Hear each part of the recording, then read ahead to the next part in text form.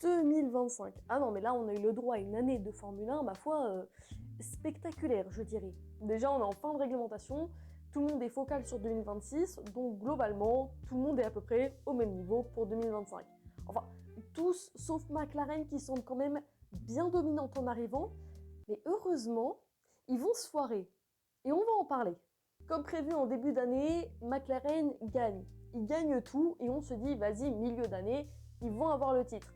Enfin, ça serait arrivé s'ils avaient décidé d'imiter, je sais pas, le management de Red Bull par exemple. Pilote 1, pilote 2, titre en milieu de saison, on n'embête personne. Mais non, ils se sont dit, pourquoi pas tenter des stratégies à la Ferrari, ce serait peut-être mieux. Bah, spoiler alert, ça n'a pas marché. Et c'est ça qui, toute la saison, nous a fait vraiment kiffer, les Papaya Rules. Bon, le concept est simple, s'il y a des avantages pour Lando, on équilibre avec Oscar, et s'il y a avantage pour Oscar, on équilibre pour Lando. Et inversement, oui, bien sûr Oscar. Un concept d'égalité qui vont vachement respecter. Safety car, le petit Antonelli est allé dire bonjour à ses camarades de classe dans les tribunes. On demande à ses parents de venir le chercher au plus vite. Merci. Et bah nickel, on peut faire box Lando du coup. Et moi aussi. Oui, mais non, en fait, on peut pas parce qu'il y a plus de pneus. Voilà, il y a plus de pneus pour toi. Désolée. Bah si, il nous en reste. Hein. Ah, et bah voilà. Non, on n'a plus de pneus. On a tout épuisé. Il n'y a plus de pneus. Tout comme le patron il a dit. Après, c'est juste un exemple isolé. C'est pas comme si c'était arrivé de manière régulière. Ok, j'ai bien réfléchi à ma strat et je veux faire qu'un seul arrêt. Non Oscar, vraiment là on peut pas, tu vas être gentil, faire comme tout le monde et t'arrêter 2 fois. C'est pas juste. Et pour moi, et bah tu sais quoi, on vient d'avoir une super idée de strat, tu vas rentrer qu'une fois. Super, j'y avais même pas pensé. Merci l'équipe. Je dis pas que j'aime pas Lando, je dis juste que bizarrement, dès que ça peut l'arranger, y a papaya. Oscar, on a eu un petit problème au stand, va falloir que tu laisses passer Norris, tu sais, les papaya rules. Hein. Ouais, bien sûr, je vous signale quand même que moi aussi je joue le championnat. Ah, mais championnat ou non, je veux rien savoir. Papaya rules. Excusez-moi l'équipe, avec les 10 secondes, je me retrouve derrière Norris. Il y a moyen qu'il me laisse passer? Alors, oui, mais non, tu vois, en fait, il y a le championnat, vous vous battez tous les deux. On peut pas se permettre d'intervenir comme ça dans des décisions de place. Il n'y a pas à dire, chez McLaren, super ambiance. Le pire dans tout ça, c'est que Piastri a été leader du championnat pendant un bon moment, jusqu'à Bakou. Et depuis Bakou, il s'est pris des murs. Et pas qu'un seul. Et jusque-là, rien d'anormal. Mais quand l'équipe auto-sabote ses pilotes, bah évidemment, derrière, ça donne des espoirs. Hein. Et là, les pilotes qui attendent en embuscade, c'est pas n'importe qui. C'est juste Max Verstappen, quadruple champion du monde, et Russell, pilote Mercedes. Bon, ok, peut-être que pour Russell, il n'y avait pas les mêmes espoirs que pour Max, mais on rappelle quand même qu'en début d'année, Max, il roule dans une tondeuse. Hein. Ah non, mais les réunions d'équipe chez Red Bull, ça devait être quelque chose. Hein. Bon, Max, rien à dire, hein. Franchement, non, tu gères avec ce qu'on te donne, donc tu vas continuer comme ça et on va voir où ça nous mène. Je crois qu'on n'a plus qu'à se souhaiter bonne chance pour le prochain Grand Prix. Et moi? Ah oui, désolé, Liam, Yuki. Désolé. Tu disais? Non, mais je sais pas, genre la dernière fois, je suis quand même allée en Q3. Ah oui, justement, c'est super pour un rookie, pour 5 ans. 5 ans déjà, c'est long. C'est long. Adjar, il est dispo, vous pensez? Je pense que je lui passe un coup de fil, on se recapte. Mais au moins, ça simplifie les stratégies. Hein. La seule stratégie de Red Bull, c'est Max. Lui et son talent. Ah, mais même les autres équipes se demandent s'il est humain, ce rythme. Et personnellement, je pense que son daron l'a créé en labo. Et jusqu'à preuve du contraire, j'ai raison. Et puis, si vous connaissez pas encore mon amour pour les enemies to lovers, vous allez très vite le découvrir parce qu'on va parler de Mercedes et Max. Leur histoire, elle a débuté il y a vachement longtemps quand Max avait encore 17 piges et que Toto voulait absolument récupérer Max et qu'il l'a pas eu. Et depuis, à chaque fois que Max se retrouve en piste, il y a toujours une embrouille avec une Mercedes. Je vais pas vous citer toutes les fois où Max et Russell ont failli se foutre dans le mur, ou qui se sont foutus dans le mur. Entre les deux, on sent la relation ennemise forte qui ne se dissimule pas. Alors qu'avec Kimi, tout de suite, c'est plus subtil. Vous vous souvenez du strike de Kimi au premier virage sur Max? Ah bah moi je suis persuadée que c'est un coup monté de la part de Russell. Hein. Je ne vois pas d'autre option. Et puis indirectement, Kimi a pas spécialement aidé Max. Hein. On rappelle par exemple comment il laisse passer Norris. Non mais je soupçonne Mercedes d'avoir envoyé Kimi pour bloquer Max. Hé Kimi, j'ai un nouveau plan pour éliminer Max. Premier virage, paf! Et ça fait des chocs à pic. Bon, je veux bien t'aider cette fois-ci, mais un jour, faudra que tu lui avoues ce que tu ressens pour lui quand même. Mais y a rien de caché avec Max, hein. Je suis pas du tout obsédée par lui. Je veux juste que tu l'élimines à tout prix, parce que moi, à chaque fois il m'en veut, on finit par s'embrouiller toute la soirée, et moi j'en ai marre de m'embrouiller avec Max tout le temps. À propos, c'est une bête de saison pour Kimi. Bon, déjà, le gars a à peine 18 ans et il doit remplacer un septuple champion du monde. T'inquiète, zéro pression sur les épaules. Mais au final, surprise collective, il s'en sort bien. Enfin, sauf chez lui. En Europe, on ne sait pas ce qu'il lui a pris, mais il préférait rouler en dehors de la piste que dessus, visiblement. Mais heureusement, il y a les courses en dehors de l'Europe, et notamment Miami, où le mec a tapé la pole en sprint. Je précise quand même, c'est pas une pole de course, c'est une pole de sprint. Mais quand même, pole position pour le petit Kimi. Et toujours en dehors de l'Europe, au Canada, le gars tape un podium. Ah bah j'en connais un chez Mercedes, il doit être vachement fier de lui. Je suis tellement fière de toi, Kimi. Je savais que tu pouvais le faire. Allez, viens dans mes bras. Sortez-moi de là. T'es le max que j'ai jamais eu. À côté, j'ai pas envie de dire que Russell c'est le canard noir de la famille, hein. Mais on n'est pas loin. Non mais tout de suite, on comprend mieux le côté ado rebelle. Vous voyez pas ce que je veux dire? Réfléchissez et souvenez-vous de Monaco. Non mais sérieux aussi, avancez devant. Alors déjà, tu te calmes, et si je veux y aller lentement, j'y vais lentement. Je vous en prie l'équipe, sortez-moi de là où je vais finir par commettre un meurtre. Ah ouais, non mais là c'est chaud, même moi je suis choquée.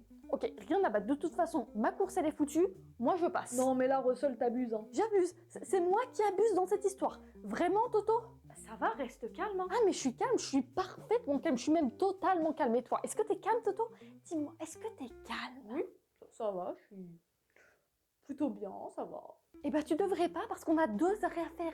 2, et on n'en a pas fait un seul à cause de leur strat de Eh oui, c'est vrai. C'était notre strat en plus, eux c'est que des copieurs. Et oui, c'est vrai, il y a eux aussi. La fameuse équipe Toro Racing Visa Cachap. C'est une écurie qui de base doit être la junior de Red Bull, mais ils avaient une meilleure voiture que Red Bull. Puis on sait qu'ils sont là pour faire un stock de pilotes. C'est pour ça que Yuki a pu monter chez Red Bull. Et Liam est redescendu chez eux. Et bientôt, Hadjar va monter chez Red Bull. Enfin, bientôt, à la rentrée quoi, parce que oui, ça a été officiel. Le français Isaac Hadjar arrive chez Red Bull aux côtés de Max Verstappen. Est-ce que ça fait peur? Oui. On parlera pas du crash de Isaac Hadjar au premier tour de mise en grille du premier Grand Prix de l'année. Non, parce qu'à côté, il a super bien rebondi. Hein. Bah, podium. Ah bah, après celui de Kimi, on a eu le droit à celui d'Isaac. Non mais ça fait plaisir d'avoir au moins un Français qui performe cette année. Avada Kedavra, moteur cassé. Et comme par hasard, ça tombe sur moi. Super. On n'a aucune preuve que ça s'est pas passé comme ça. Puis dans les tours de magie, Hülkenberg a fait la même. Hein. Pour remettre un peu de contexte, ça fait 15 ans qu'il est en Formule 1 et il n'a pas fait un seul podium de sa carrière. C'est pas qu'il est mauvais, c'est qu'il a toujours été dans les mauvaises équipes. Et cette année, il est chez Stake. Et de nulle part, Nico il s'est dit « je peux le faire ». Il a suffi d'un GP sous la pluie et il se battait avec Lewis pour la P3. On peut savoir pourquoi Nico laisse pas passer Lewis là? Pourquoi il devrait le laisser passer? Il est clairement en train de se faire prendre un tour là, non? Bah non, Lewis est bien P4 et Nico P3. Non, c'est pas cool. Pourquoi c'est pas cool? Mais parce qu'on n'a pas de champagne. S'il fait un podium là, comment on célèbre nous? Eh ben on peut pas. D'ailleurs, Lewis et Nico vont énormément se battre en piste. Non pas parce que Nico est souvent dans les premières positions, mais parce que Lewis est souvent derrière. Ah bah le transfert de Lewis chez les Italiens, c'est traumatisant pour les fans de Lewis et pour les fans de Ferrari. Ouais, Lewis t'as 10. 10 de quoi? Bah 10 quoi. Ouais non là va falloir être plus précis. Bah 2 temps Lewis. Ah mais je vais t'en balancer du temps moi si tu continues à parler comme ça. Hein. Ok, pour la strat, on a eu une pète d'idée. Quoi encore? On prend une roue géante, on la fait tourner et ça décide à notre place. Vous avez pas l'impression que c'est une mauvaise idée? Ouais, t'as raison, la roue est trop grande. On va plutôt faire ça au lancer de dés. Et voilà, on passe les inters. On n'a aucune preuve que ça s'est pas passé comme ça. Ah Lewis, tu vas être content, on a une super idée de stratégie. Non, je veux rien savoir, cette fois-ci c'est moi qui décide. Oh, mais Lewis! Mais il n'y a pas de mais qui tiennent. Je rentre, on met les médiums et je repars. Ouais, mais tu sais, nous on voulait juste... Mais je m'en fous. À partir de maintenant, c'est moi qui décide, point. Non mais au moins c'est cool, les pilotes s'expriment sur leur ressenti avec la voiture. Enfin, c'est cool, sauf pour le patron de Ferrari. Il apprécie moyen que ses pilotes y râlent. Peut-être que si vous faisiez votre boulot et arrêtiez de râler, la voiture marcherait mieux. Ouais, bah après, si la voiture est pue, nous, on peut rien faire. Hein. T'as dit quoi sur ma voiture, là? Non, j'ai rien dit, absolument rien. D'ailleurs, on m'attend. Bah, j'ai entendu, on m'appelle. Ah, faut que j'y aille. À plus. Ouais, je préfère ça. Ah bah, je suis à deux doigts de croire que Charles s'est fait kidnapper par Ferrari, qu'ils veulent pas le relâcher. Hein. Ah bah, pour moi, si Sainz est parti, c'est pas parce que Ferrari l'a viré. C'est parce qu'il a réussi à fuir. Je dis pas que chez Williams, c'est le grand luxe, hein. Mais il a quand même 2 podiums de plus que Ferrari. Mais vraiment, Sainz, c'est le miracle dont avait besoin Williams. Ah non, parce que Williams, ces dernières années, bah c'est pas ça, hein. C'est notre année. Vous allez voir, on a ramené plein d'innovations. Non, mais on y croyait vraiment au début. Alors, cette fois-ci, promis, on va vous en mettre plein les yeux. Moi, j'ai jamais été autant fan de Williams. Alors, pour cette année, promis, on a du nouveau. Ouais, bah on a encore été déçus. Je vous le dis, vous êtes pas prêts. Croyez-nous, on était prêts. Prêts à la déception. Non, mais de toute façon, on peut pas faire pire que Steak. Au final, Sergeant, Latifi, Sergeant, c'est la même chose quoi. Cette année, c'est notre année. Je vous jure, au début, j'y croyais pas. Et puis, non, il n'y a pas à dire. Hein. Merci Carlos. Non, vraiment, je crois qu'il n'y a pas plus endurant que les fans de Williams. Quoique, les fans de Haas aussi, c'est pas ça. Hein. Cette année, Haas a tellement été présent que je sais même pas ce qu'ils ont fait, alors que je suis fan de Haas. J'ai autant rien à dire que sur Aston. Mais vu qu'Aston, je les aime pas, je me sens pas le besoin d'en parler. Bon, 2025, c'est fini. Regardons un peu ce qui se prépare pour 2026. Al quoi? Non, je ne connais pas de Alpine. Ça me dit rien. Bon, pour l'année prochaine, on retrouve toutes nos mêmes équipes, avec à peu près les mêmes pilotes. On a juste Adjar qui monte chez Red Bull, Yuki qui s'est fait gentiment remercier, et Lindblad qui arrive chez Racing Bulls. Ça va être quelque chose. Et qui dit 2026 ne dit pas 10, mais bien 11 écuries. Et qui seront les 2 pilotes de cette nouvelle écurie? Valtteri Bottas, qui est parti en 2024, et Sergio Pérez, qui s'est fait jarter par Red Bull en 2024 aussi.